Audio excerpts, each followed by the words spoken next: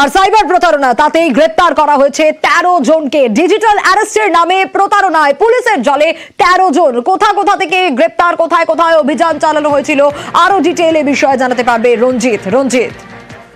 গত 6 নভেম্বর নদিয়ার রানাঘাট পুলিশ জেলার কল্যাণী সাইবার থানাতে একটি অভিযোগ হয়।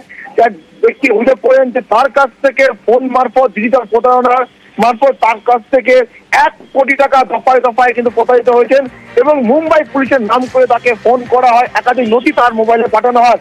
এরপরে অভিযোগ করে তদন্তে নামে রানাঘাট সাইবার থানা এবং তদন্তে নেমে বিশেষ টিম গঠন করে গত 31 দিন ধরে তারা 4টি রাজ্যতে অভিযান চালায়। এর মধ্যে মহারাষ্ট্র, গুজরাট, হরিয়ানা এবং রাজস্থানে তারা হানা চালায়। 3 রাজ্য থেকে মোট 13 জনকে গ্রেফতার করে পুলিশ।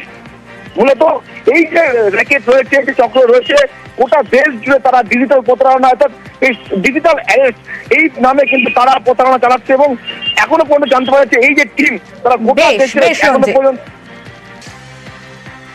ভিকটিম যে কমপ্লেনেন্ট ছিলেন উনি অভিযোগ জানালেন যে ওনার 1 কোটি টাকা সাইবার ফ্রডের মাধ্যমে উনি হারিয়ে ফেলেছেন। পুলিশের ভয় দেখিয়ে যে নতুন একটা পদ্ধতি সাইবার ফ্রডের পদ্ধতি হয়েছে যাকে বলছে ডিজিটাল অ্যারেস্টের পদ্ধতি দিয়ে ওনার থেকে 1 কোটি টাকা ফ্রড করা হলো।